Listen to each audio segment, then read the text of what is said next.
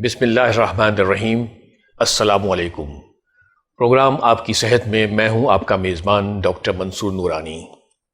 नाज़रीन, हेडेक यानी सर का दर्द वैसे तो एक आम सी अलामत है और हमारे अक्सर लोग आए दिन इसका शिकार होकर अपनी मर्ज़ी से सेल्फ मेडिकेशन से कोई पैनाडोल या कोई सर की दर्द की गोली ले लेते हैं और रिलीफ हासिल कर लेते हैं, लेकिन ये हमारे लिए बाज़ वक्त मुश्किलें पैदा कर सकता है। याद रखिए, सारे सर के दर्द एक जैसे नहीं होते, इनमें से बाज़ बहुत ख़तरनाक और मोहलिक भी हो सकते हैं। सर दर्द की मुख्तलिफ़ किस्मों पर बातचीत के लिए आज हमने अपने स्टूडियोज़ में जिन मेहमानों को मदऊ किया है वो हैं जनाब कंसल्टेंट न्यूरोलॉजिस्ट डॉक्टर जयप्रकाश साहब, और उनके साथ तशरीफ़ फरमा हैं consultant neurologist doctor Dilip Kumar साहब। आप दोनों मेहमानों की आमद का शुक्रिया। नाज़रीन, तो आइए प्रोग्राम का आगाज़ करते हैं और सवाल पूछते हैं डॉक्टर जयप्रकाश से कि ये हेडेक की कितनी किस्में होती हैं और उनकी वजूहात क्या क्या होती हैं। पहले तो मंसूर साहब, आपका मेहरबानी, आपने हमें बुलाया और एक अहम टॉपिक पे जिसको लापरवाही से ही सोचा जा रहा है, देखा जा रहा है, इलाज किया जा रहा है। आपका सवाल है कि सर का दर्द की वजूहात क्या है। एक्चुअली सर के दर्द की वजूहात तो बहुत सारी हैं। अक्सर हमारे कॉमन जो एनवायरनमेंट में कहा जाता है सर का दर्द या तो हाइपरटेंशन या अगर इलाज नहीं हुआ, बेहतर नहीं हुआ तो कहा जाता है माइग्रेन। ज़रूरी नहीं है, सर के दर्द के वजूहात बहुत सारी हैं, जैसे कि इडियोपैथिक में कोई वजूहात ना हो, या अगर सेकेंडरी कही जाए तो बहुत सारी वजूहात हैं।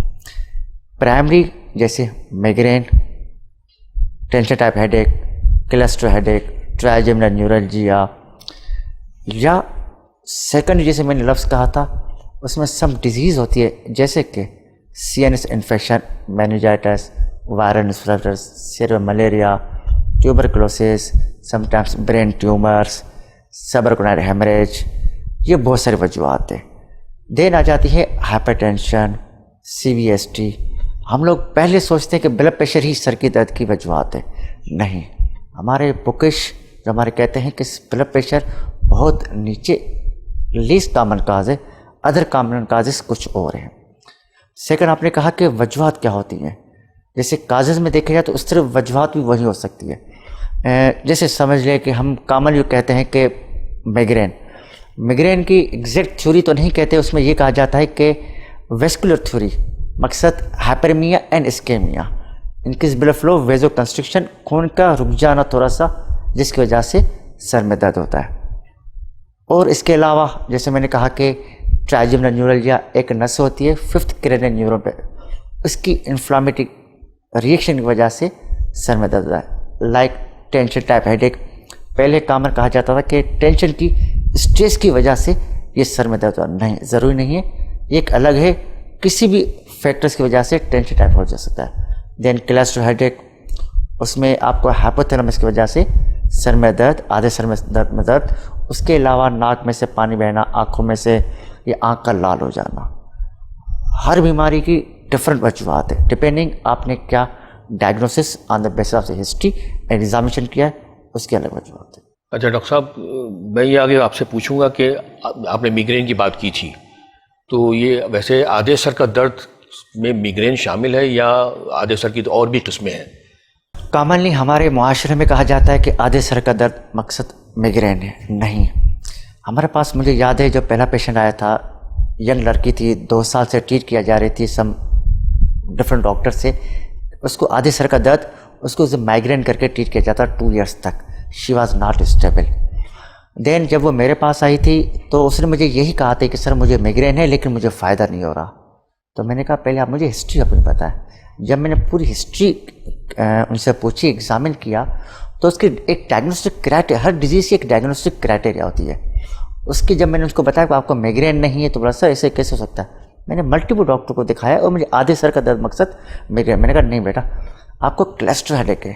तो फिर उनको मैंने समझाया क्लस्टर हेडेक होता क्या है। सेम उसी तरीके से आपको आधे सर में दर्द होता है, लेकिन उसमें ड्यूरेशन कम होता है उसका, उसकी सीवियरिटी सेम होगी, लेकिन उसके साथ जो उस पेशेंट को था, यंग लड़की को, उसकी आई रेडनेस हो जाती थी। जब मैंने उसको पिक्चर दिखाई और जी सर मुझे इसी तरीके से होता है, उसकी आंखों में से पानी बहना, आंख छोटी हो जाना। फिर जब उसको मैंने सारा पेपर में समझाया, then she was so much happy. उसके बाद भी मैंने उसका इलाज शुरू किया। Now she is stable. अच्छा डॉक्टर दिलीप कुमार, मैं अब आपके पास आऊँगा। जैसे कि डॉक्टर जयप्रकाश ने कहा है कि सर के दर्द की मुख्तलिफ़ किस्में होती हैं, लेकिन मैं उनकी एक आदमी जिसको सर का दर्द जा नहीं रहा, मुसलसल हो रहा है, तो वो अपने स्पेशलिस्ट के पास जाएगा और तफ्तीश और तशख़ीस कैसे होगी उसकी? अच्छा, सर दर्द के जैसे डॉक्टर जयप्रकाश ने बोला बहुत सारे काजेज़ होते हैं। पहली बात जो सर दर्द है उनका टाइम ड्यूरेशन बहुत इम्पॉर्टेंट है। एक तो टाइम ड्यूरेशन कितनी देर तक होता है और किस टाइम पे ज़्यादा होता है। कुछ ऐसे सर के दर्द हैं जो सुबह के टाइम पे ज़्यादा होते हैं, कुछ ऐसे सर के दर्द हैं जिसमें रात को ज़्यादा होते हैं, कुछ ऐसे होते हैं कि नींद प्रॉपर नहीं हुई किसी स्ट्रेस की वजह से होते हैं, किसी को साइनस का मसला होता है उसकी वजह से सर में दर्द होता है, किसी को जो आँखों का मसला होता है उसकी वजह से सर में दर्द होता है। तो डिपेंड करता है कि किस टाइम में और उसके साथ क्या है, जैसे ब्लड प्रेशर के इन्होंने बताए थे। तो एक तो ड्यूरेशन और किस टाइम पे, जैसे कोई भी ब्रेन की पैथोलॉजी होगी जिसमें कोई भी इन्फेक्शन हो गया या ब्रेन का ट्यूमर हुआ, जो ज़्यादातर क्या होता है कि उसमें सर दर्द होता है रात। जैसे बंदा रात को सोता है, सुबह जैसे उठता है तो बहुत सारा सर का दर्द होता है, क्योंकि सोने से जो दिमाग का प्रेशर है वो बढ़ जाता है। उसकी वजह से पेशेंट को अमूमन यही कंप्लेंट्स होती है, सुबह जैसे उठता हूँ कि सर में दर्द होते हैं, तो उसको हमें लाइट नहीं लेना चाहिए। दूसरा क्या होता है कि पेशेंट से हिस्ट्री हम लेते हैं कि कितनी ड्यूरेशन का। किसी का सर दर्द होता है जो 4 घंटे तक चलता है, किसी का सर दर्द होता है जो 30 मिनट तक चलता है, किसी का सर दर्द होता है 7 दिन चलता है। जैसे मिग्रेन का ड्यूरेशन जो होता है वो अमूमन जो होता है 4 घंटे से 72 घंटे तक चलता है। अगर आप ट्रीटमेंट नहीं करोगे, अगर आप ट्रीटमेंट करोगे तो उसी टाइम पे 4 घंटे के अंदर ही ख़त्म हो। जैसे टेंशन हेडेक है तो वो भी कंटिन्यू चलता रहता है। क्लस्टर हेडेक का जो ड्यूरेशन है वो 30 मिनट्स तक रहता है और वो भी रात में ज़्यादा होता है। अगर किसी को ब्लड प्रेशर है तो उसकी वजह से भी सर में दर्द होता है। ये क्लस्टर हेडेक होता क्या है? क्लस्टर क्यों कहते हैं इसको?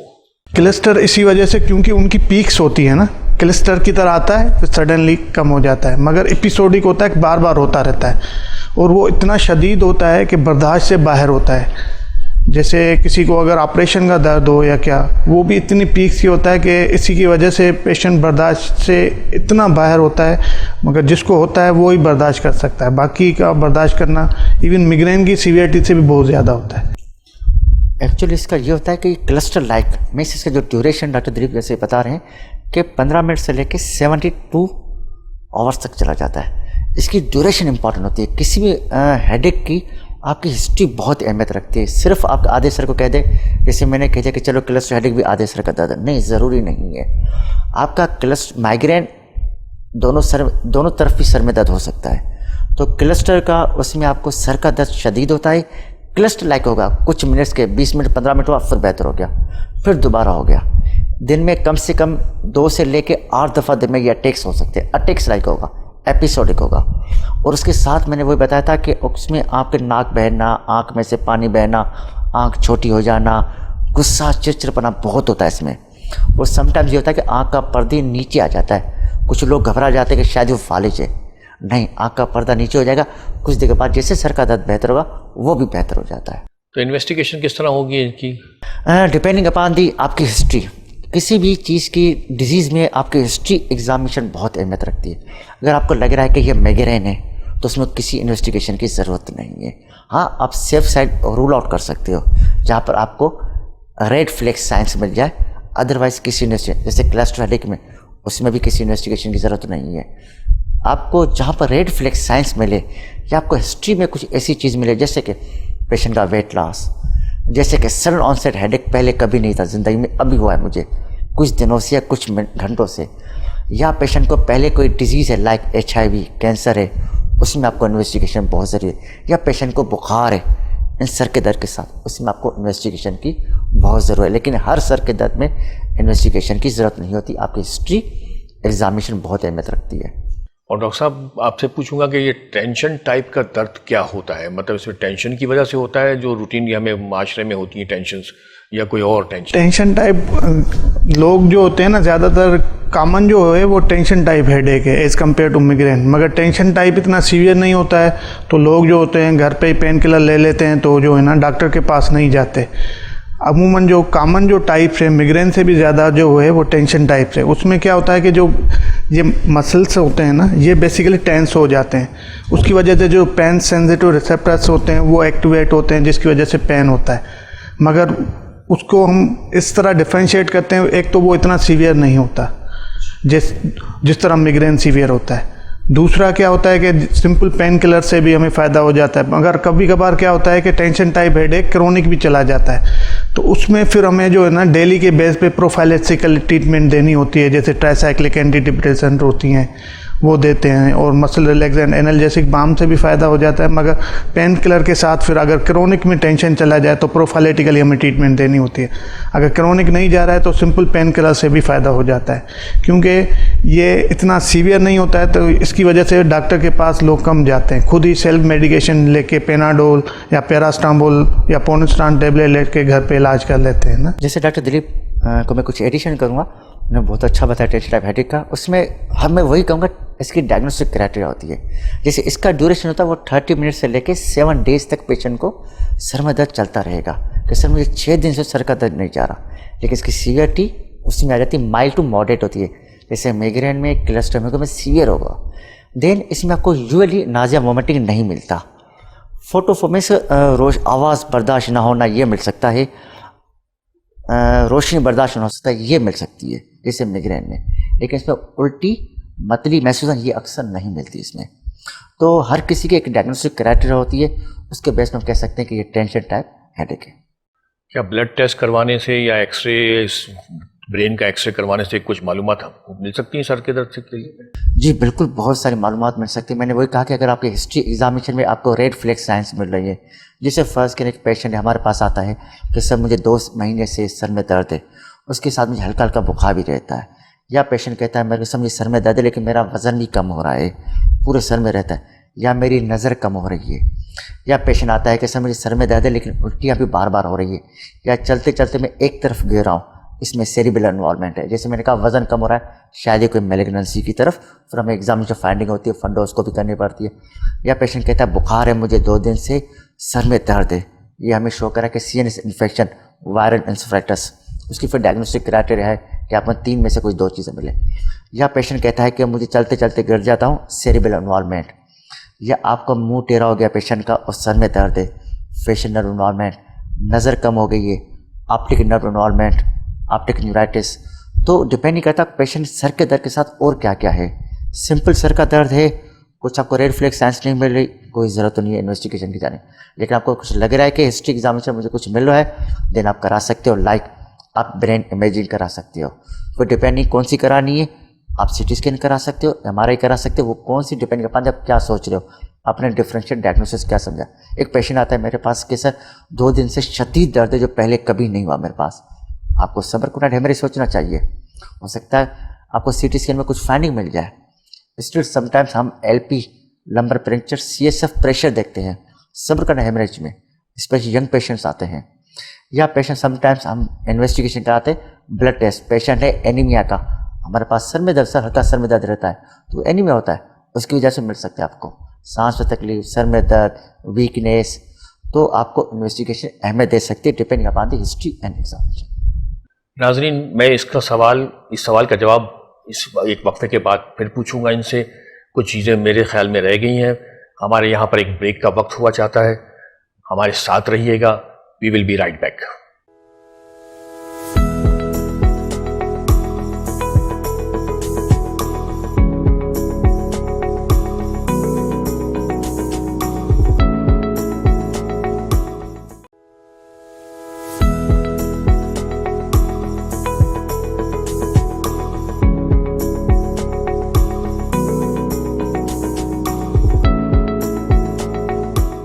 नाज़रीन, ब्रेक पर जाने से पहले हम अपने माहिरीन से सर के दर्द पर मुख्तलिफ सवालात पूछ रहे थे। प्रोग्राम का सिलसिला वहीं से जोड़ते हैं जहां पर मुनक़ता हुआ था। तो मैं डॉक्टर जयप्रकाश से पूछूंगा जो सर के दर्द की इन्वेस्टिगेशन है उसमें और स्पेशल इन्वेस्टिगेशन कौन कौन सी होती हैं। जी डॉक्टर साहब। डिपेंडिंग अपॉन दी आप टाइप क्या क्या सोच रहे हैं। जैसे मैंने फर्स्ट कर एक सोचा है कि मुझे बुखार के साथ पेशेंट आया है, सर में दर्द, मैंने CNS इन्फेक्शन सोचा हुआ है। उसमें हमें सबसे पहले brain imaging like CT scan, MRI, sometimes हम फंक्शनल MRI भी जाते हैं। इसके अलावा हम लंबर पंक्चर, इसमें CSF TR plus gram staining plus gene testing for the tuberculosis के लिए भी कराते हैं। इसके अलावा हम करा सकते हैं बेसिक इन्वेस्टिगेशन, जैसे हमें CBC, हमें WBC मिलेंगे, आपको इंक्रीज मिल सकते हैं, प्लेटलेट्स डिक्रीज मिल सकते हैं, मलेरिया पैरासाइट MP ICT करा सकते हैं। इसके अलावा ब्लड कल्चर ये करा सकते हैं एंड अदर इन्वेस्टिगेशन लाइक हम बेसिक LFT, चेस्ट एक्सरे है, ये चीज़ करा सकते हैं। लेकिन हर पेशेंट में ये चीज़ें ज़रूरी नहीं होती, डिपेंडिंग अपॉन दी काज। जैसे पेशेंट हमारे पास आते हैं आजकल के दौर में कि सर एक्सरे कराया है, देखें हमारे एक्सरे में ब्रेन में क्या खराबी है, तो हम उनको ये समझाते हैं कि एक्सरे सिर्फ आपको बोन शो करता है। आपको अगर ब्रेन एबनॉर्मलिटी देखनी है वो आपके लिए brain imaging like CT scan, MRI, आजकल ये न्यू टेक्निक से ये आपको बेहतर बता सकती है। X ray always show bones. तो डिपेंड अपॉन द काज आप क्या क्या इन्वेस्टिगेशन सोच सकते हैं। डॉक्टर दिलीप कुमार, मैं आपसे पूछूंगा कि आंखों में कोई बीमारी हो या बीनाई की कमजोरी हो तो उससे भी सर का दर्द हो सकता है? जी बिल्कुल, जो बीनाई है या आंखों की नज़र कम हो जाए उसमें भी सर का दर्द हो सकता है बिल्कुल।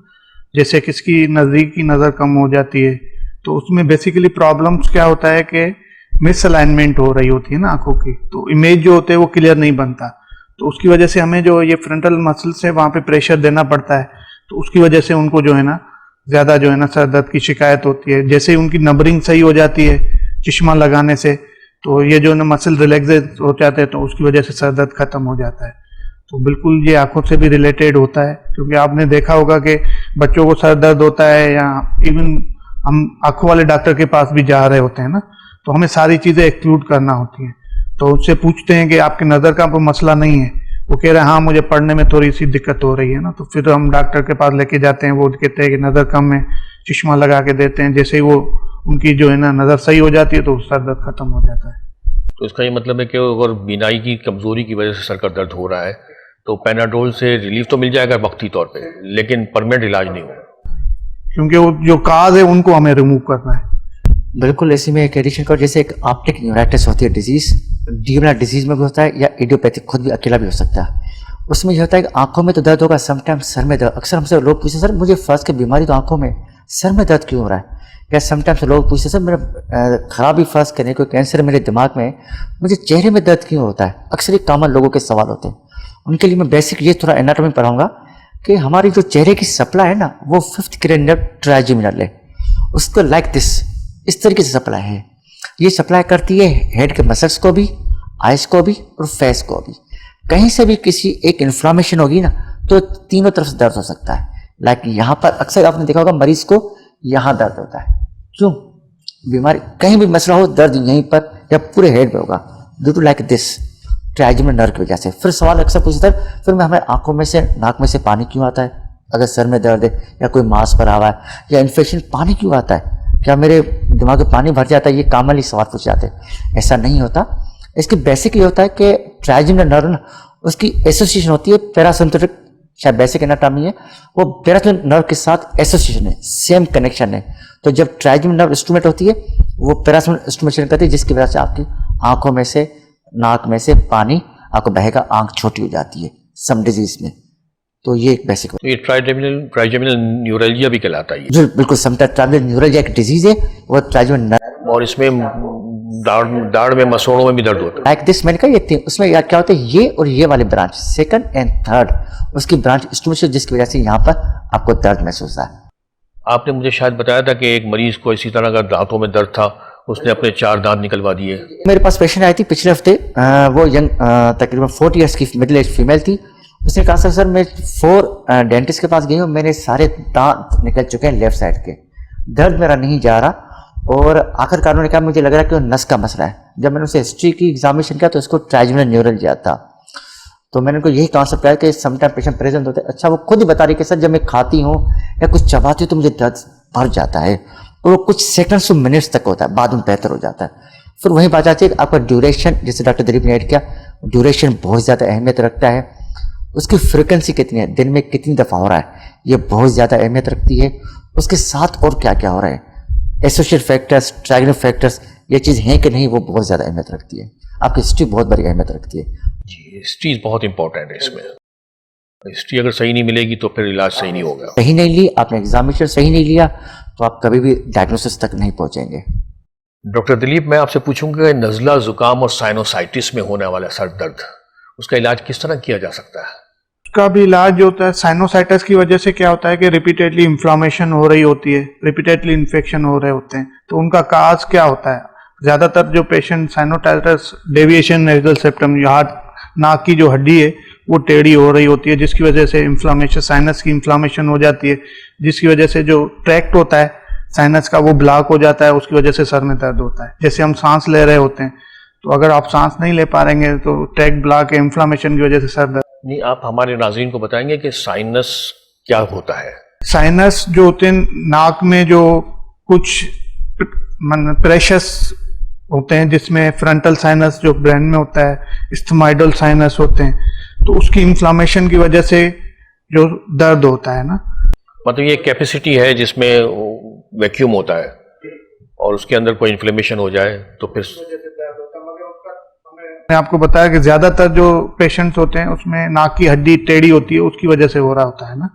तो उसका इलाज पहले तो हम सिंपल इन्फ्लामेशन, इन्फेक्शन होता है तो उनको एंटीबायोटिक देके हम सही करते हैं, मगर कंटिन्यू अगर पेशेंट को बार बार वो मसला हो रहा है तो हम ईएनटी वाले के पास भेज देते हैं कि आप जो है ना ज़्यादा उनके पास जाएं, क्योंकि हम न्यूरोलॉजिस्ट होते हैं तो ज़्यादातर हम ब्रेन से रिलेटेड जो होती हैं उसको। और ये एक अच्छी बात है जिसकी जो स्पेशलाइजेशन, ऐसे नहीं कि आपका मसला नहीं आप ही ठीक करते रहें।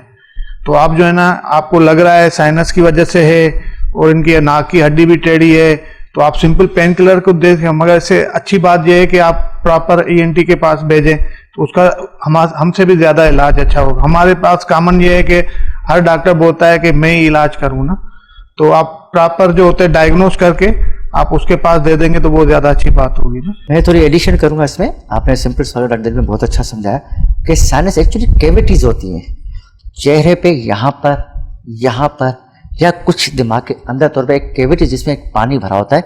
अल्लाह ने नॉर्मली दिया हुआ है एक सपोर्ट के लिए, ताकि हमारे ब्रेन जब मूव करे ना उसको डैमेज ना हो।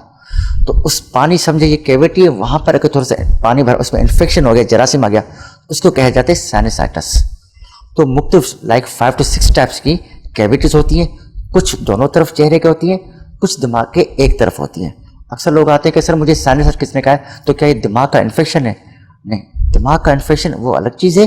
ये कैविटीज है जो पानी आपके चेहरे के अंदर हिस्से में, दिमाग के बाहर हिस्से में एक पानी थोड़ा सा पड़ा हुआ है, अल्लाह ने सपोर्ट भी दिया हुआ है, उसमें इन्फेक्शन आ जाए उसको कहते हैं sinusitis, inflammation of the sinus. इस साइनोसाइटिस के दर्द में ये ख़ास खूसियत होती है कि जब आदमी झुक रहा होता है, ये नमाज पढ़ रहा होता है, रुकू में सीधे में जा रहा है, तो उसे ज़्यादा पेन हो रहा होता है।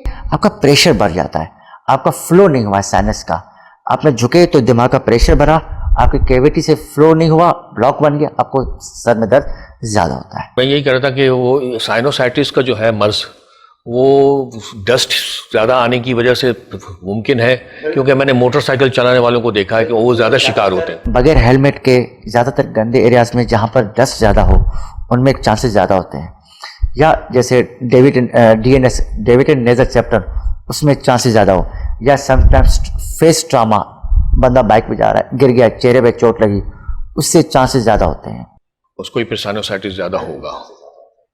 और ये क्रॉनिक मर्ज है कि ठीक हो जाता है ऑपरेशन के बाद? इलाज है, इसका इलाज मुमकिन है अगर आपने डायग्नोसिस सही किया, डिपेंडिंग अपॉन द एक्सरे, उस पर सिंपल हम एक्सरे कराते हैं, देन हम उसका एंटीबायोटिक देते हैं 5 to 7। वैसे ईएनटी वाले का शोबा है इसमें, आप ईएनटी वाले का है, एज ए न्यूरोफिजिशियन देख सकते हैं, फिजिशियन भी उसको इलाज कर सकते हैं। अच्छा, मेरा एक सवाल ये है कि सर की दर्द, वो कौन सा सर का दर्द है जिसमें उल्टियाँ भी साथ साथ होती हैं? जी बिल्कुल, इसमें बहुत सारे टाइप्स है। जैसे सिंपल एक माइग्रेन है, उसमें अक्सर आपको पेशेंट बोलेगा कि जब शदीद सर का दर्द होता है उसमें उल्टी या उल्टी जैसा महसूस होता है, या जैसे रेज इंट्राक्रैनियल प्रेशर, दिमाग का जब किसी भी डिजीज से प्रेशर बढ़ जाता है उसमें आपको उल्टियाँ ज़्यादा मिलेंगी। जैसे दिमाग का एक रसोली ट्यूमर, उसमें आपको उल्टियाँ मिलेंगी, या मेनिंजाइटिस गर्दन तोड़ बुखार, उसमें आपको उल्टियाँ मिल सकती है, या जैसे सबरकुलर हेमरेज, ब्लड फ्लो बह गया, खून बह गया, उसमें आपको उल्टियाँ मिल सकती हैं। तो बहुत सारी वजूहत में आपको उल्टियाँ मिल सकती हैं। डॉक्टर दिलीप, मैं पूछूंगा, मुसलसल थक रहा है एक बंदा और सो भी नहीं रहा काफ़ी दिनों से, तो क्या उसको सर का दर्द होगा? क्योंकि बाद मरीज ऐसे शिकायत करते हैं कि सर का दर्द है, लेकिन वो ये नहीं बताते कि मैं कई दिन से सोया नहीं हूँ। उसकी वजह से भी हो सकता है, बिल्कुल टेंशन टाइप हेडेक यही भी है ना, तो उस वजह से भी जो टेंशन लेते हैं प्रॉपर आप जो है ना एक सिस्टम को, आप उस सिस्टम से आउट जा रहे हैं, तो उसकी वजह से भी हो सकता है। तो वो सोने से फ़ायदा हो जाएगा उसको कि ये पेन किलर लेना ज़रूरी है उसको भी? पेन किलर अगर सीवियर है तो आप लें, माइल्ड है तो आप सिंपल पेनाडोल ले सकते हैं। बिल्कुल कोशिश करें, जैसे माइग्रेन है, लाइक टेंशन टाइप हेडेक है, उसके ना सोने से ये भर जाते हैं। कुछ लोग बोलते हैं कि नहीं सर मैं सोया नहीं हूँ इसी की वजह से, नहीं, फिर वही कहूँगा कि हो सकता है आपको माइग्रेन हो, आपको टेंशन टाइप हेडेक को ना सोने से वो चीज़ें भर जाती हैं, या सिंपल आपने 4 दिन से आराम नहीं किया, बिल्कुल आपके मसल्स की स्पैज़म होगी, हेड के मसल्स की खिंचा होगा, आपको सर में दर्द हो, आप रेस्ट करेंगे 50 to 70% आपका वैसे ही बेहतर हो जाएगा। देन अगर ना हो तो आप सिंपल पेन किलर्स लें, स्टिल आप देख लो कि इम्प्रूवमेंट नहीं है तो बेहतर रहेगा आप किसी न्यूरोलॉजिस्ट को दिखाएं ताकि आपकी डायग्नोसिस तक पहुंचे। नाज़रीन, हम अपने माहिरीन के सामने अगला सवाल रखेंगे कि वो कौन से हेडेक हैं या सरदर्द हैं जिसमें फिट्स और झटके भी आते हैं मरीज़ को। लेकिन हम यहाँ एक छोटा सा वक्फ़ा लेंगे, वक्फ़े के बाद हम अपने सवाल के जवाब अपने माहिरीन से पूछेंगे, इसलिए आपने कहीं नहीं जाना, हमारे साथ रहिएगा। We will be right back.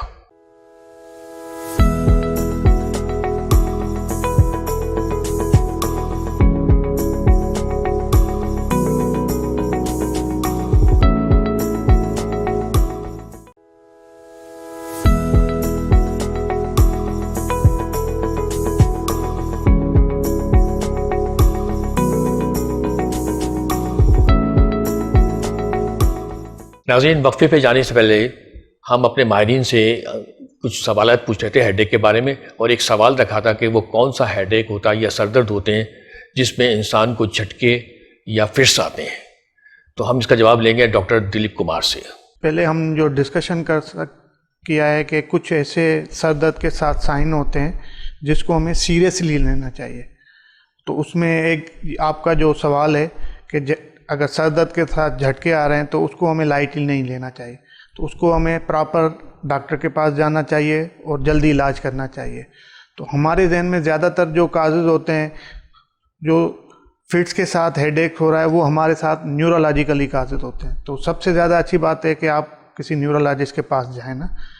तो उसके बहुत सारे वजूहात होते हैं, जैसे दिमाग के अंदर कोई भी दिमाग का प्रेशर बढ़ जाए, जिसके दिमाग की रसोली होती है जिसको आप ट्यूमर भी बोल सकते हैं, कोई भी दिमाग का इन्फेक्शन हो गया उसकी वजह से भी हो सकते हैं, या दिमाग की नसें बंद हो जाएं उसकी वजह से भी हो सकता है, या दिमाग की नसें जो होती हैं वो फट जाएं उसकी वजह से भी हो सकता है, या दिमाग के अंदर कोई भी इन्फेक्शन हो जिसको गर्दन तोड़ बुखार बोलते हैं उसकी वजह से भी इन्फेक्शन हो सकता है, या पेशेंट को कोई भी ट्रामा की हिस्ट्री हो रही हो या एक्सीडेंट हुआ हो उसकी वजह से भी हो सकता है। तो बहुत सारी ये वजूहात होती हैं।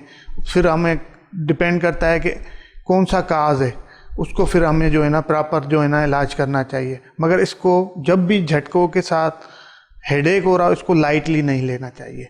पहले तो हमें जो झटका है उसका भी इलाज करना चाहिए, और झटका क्यों हो रहा है सर दर्द की वजह से उसको भी हमें काज है और उसको प्रॉपर इन्वेस्टिगेट करना चाहिए। ऐसे नहीं कि आपने दवाई दे दी ना, इसको इन्वेस्टिगेशन करनी चाहिए। कम से कम MRI ब्रेन जो होती है दवाई के साथ होते हैं, जिसको हम MRI ब्रेन कंट्रास्ट बोलते हैं, वो ज़रूर करवाना चाहिए।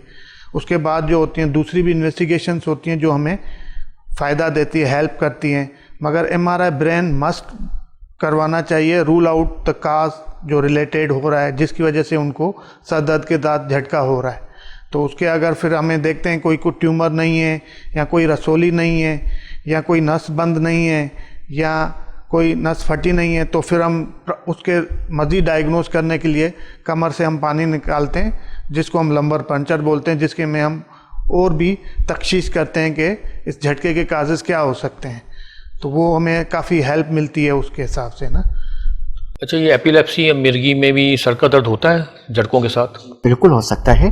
पेशेंट जैसे कि मैंने कहा एपिलेप्सी के कुछ ट्रैगिंग फैक्टर्स है, जैसे एक बच्चा है जो ज़्यादा देर मोबाइल चला रहा है, उसको दिन हल्का सा सर में दर्द होगा, उसके बाद उसको झटके लगेंगे। 4 घंटे से कंटिन्यूस मोबाइल चला रहा है। इसीलिए हम कहते हैं कि ज़्यादा देर बच्चा जिसको एपिलेप्सी की बीमारी है, मोबाइल ज़्यादा देर ना चलाना चाहिए। देन आ जाता है स्लीप। झटके वाले मरीज के लिए नींद अच्छी लाजमी है और वो टाइम पे। एक बच्चा है 4 बजे तक बैठ के मोबाइल चला रहा है, टीवी चला रहा है, उसको चांसेस है हल्का सर में दर्द होगा, देन उसको फिट्स पड़ेंगे। या एक पेशेंट है जिसको एपिलेप्सी है और वो खाना टाइम पे नहीं खा रहा, कभी रेगुलर टाइमिंग दे रहा है, उसको चांसेस हैं झटके होने के। तो झटकों में सिर्फ गोलियों के अलावा कुछ फैक्टर्स होते हैं जो कहते हैं कि ट्रिगर फैक्टर जो बढ़ाते हैं, उनको समझाना भी लाजमी होता है। इसमें काउंसलिंग बहुत ज़रूरी होती है। इसके अलावा आपने सवाल किया था, डॉक्टर ने अच्छा बताया कि अक्सर हमारे पास कुछ लेडीज़ आती हैं जिनको प्रेग्नेंट होती है, उसमें झटके लगते हैं। तो हमें वही कहा जाता है कि सर इनको शायद मिर्गी का मसला है। ज़रूरी नहीं है। जब पेशेंट प्रेग्नेंट हो तो हमें कुछ और भी सोचना चाहिए, जैसे कि एक्लेम्शिया या कार्टिकोवेनस साइनस थ्रोम्बस, उसमें पेशेंट सर को दर्द और झटके लगेंगे और प्रेग्नेंट होगी, ये उसको जल्दी इन्वेस्टिगेट करना बहुत ज़रूरी होती है। तो आपका डिपेंड करता है पेशेंट किस चीज़ के साथ है, हेडेक, एपिलेप्सी, देन आपको देखना चाहिए कि मेलिग्नेंसी है या पेशेंट को सीएनएस इन्फेक्शन है या पेशेंट सबरकन हेमरेज है या कार्टिकोवेनस साइनस थ्रोम्बस है या अगर प्रेग्नेंट है तो एक्लेम्शिया। ये चीज़ें ज़रूर सोचनी चाहिए। अच्छा, ये कौन सी ऐसी सर के दर्द की बीमारियां हैं जिसमें सर्जिकल इंटरवेंशन ज़रूरी होता है? जी बिल्कुल। जैसे सिंपल कॉमन है कि ओल्ड एज पेशेंट है, हमारे पास आता है कि सर 4 महीने से सर में दर्द है, हमने उसका इन्वेस्टिगेशन किया तो हमें एक रसोली लाइक ट्यूमर मिला। उसमें बिल्कुल न्यूरोसर्जिकल, रेडियोलॉजिस्ट, ऑन्कोलॉजिस्ट इनका रोल है, वहाँ पर सर्जरी का रोल है। चाहे वो किस किस्म की सर्जरी है वो देन फर्दर डिसाइड होता है, लेकिन सर्जरी का उसका रोल है। या पेशेंट समझे कि सबरकन हेमरेज है, उसको ब्लीड हुआ है, उसमें उसका सर्जरी का रोल है ताकि दोबारा उसको ब्लीड ना हो। एन्यूरिज्म होता है, एक ब्लड वेसल्स की डायलेटेशन होती है, उसको ट्रीट करना बहुत ज़रूरी होता है, वरना चांसेस होते हैं दोबारा होने के ब्लीड के। तो कुछ ऐसी डिजीज़ है जिसमें सर में दर्द में सर्जरी का रोल है। तो डॉक्टर दिलीप, मैं पूछूंगा सर्जिकल उसका की तो इंटरवेंशन उन्होंने बता दी, लेकिन सर के दर्द में मतलब इलाज प्रॉपर नहीं हो रहा है तो क्या उसके लिए जानलेवा भी हो सकता है कभी कोई मर्ज? डिपेंड करता है। जैसे कॉम्प्लिकेशंस, अगर रेज इंट्राक्रैनियल प्रेशर, दिमाग का प्रेशर बढ़ जाता है तो उसकी वजह से क्या होता है कि झटके भी हो सकते हैं, पेशेंट गिर भी सकता है, चोट भी लग सकती है। अगर प्रॉपर जैसे ट्यूमर का आज आपने उसको प्रॉपर रिमूव नहीं किया तो उसकी वजह से दिमाग का प्रेशर मज़ीद बढ़ता रहेगा, तो पेशेंट पैरालाइज भी हो सकता है, पैरालाइज हो सकता है ना, अटैक भी हो सकता है हाथ पैर। उसके अलावा जो दिमाग के अंदर कुछ ऐसा होता है जो हमारी सांस को कवर कर रहा है, उसमें अगर प्रेशर आ जाता है तो पेशेंट का सांस लेना भी दुश्वार हो जाता है। तो डिपेंड करता है, अगर उसमें जो भी सीरियसली का रेज इंट्राक्रैनियल प्रेशर कोई भी आपको काज मिल रहा है ना, तो आपको सीरियसली अगर ट्यूमर है तो उनको रिमूव करना है, अगर नस फट गई है तो उसको प्रॉपर इलाज करना है। अगर कोई दिमाग का प्रेशर इन्फेक्शन की वजह से बढ़ गया है, जिसकी वजह दिमाग का प्रेशर बढ़ गया है, तो हम नलकी के ज़रिए एक शंट लगाते हैं, उसकी वजह से प्रेशर कम करते हैं। तो अगर आप प्रॉपर इलाज नहीं करेंगे तो पेशेंट की हमेशा के लिए बेनाई भी जा सकती है। डॉक्टर प्रकाश, आप कुछ इजाफा करेंगे इसमें? जी बिल्कुल, डॉक्टर दिलीप ने बहुत अच्छा बताया कि इस चीज़ से समटाइम्स ये भी होता है कि अगर दिमाग का प्रेशर बढ़ गया तो आपकी मिड लाइन शिफ्ट हो सकती है, मीन्स दिमाग का एक हिस्सा दूसरी तरफ जा सकता है, जो कि बहुत खतरनाक कंडीशन होती है। और जिसमें ब्रेन स्टेम, दिमाग, छोटा दिमाग जिसे कहा था, उसकी अगर कंप्रेशन हो गई तो आपकी सांस में बहुत तकलीफ हो सकती है, आपको वेंट भी जाना पड़ सकता है। तो जब भी सर में दर्द हो, स्पेशली ज़्यादा हो, शदीद हो और कुछ दिनों से हो, तो आपको फ़ौरन किसी डॉक्टर को, स्पेशलिस्ट को दिखाना चाहिए आपके डायग्नोसिस पहुंचने के लिए। नाजरीन, आपने हमारे माहिरीन से आज सर के दर्द, हेडेक के ऊपर तफसीली गुफ्तगू सुनी। इस सारी गुफ्तगू से आपको ये अंदाज़ा तो हो गया होगा कि सर का दर्द कोई मामूली नहीं होता, इसे आम या मामूली समझकर नज़रअंदाज नहीं कर देना चाहिए। ये हमारे लिए मोहलिक और जानलेवा भी हो सकता है। प्रोग्राम का इख्तिताम करते हैं और अपने दोनों मेहमानों का शुक्रिया अदा करते हैं। हम डॉक्टर जयप्रकाश साहब और डॉक्टर दिलीप कुमार, आप दोनों का बहुत बहुत शुक्रिया कि आपने हमारे प्रोग्राम में शिरकत की और हमसे अपनी मुफीद मालूमात शेयर की। नाज़रीन, अब अपने मेज़बान डॉक्टर मंसूर नूरानी को अगले हफ्ते किसी नए मौजू और किसी नए मर्ज़ पर गुफ्तगू के लिए अपने माहिरीन के साथ पेश होने की इजाज़त दीजिए। अल्लाह हाफ़िज़।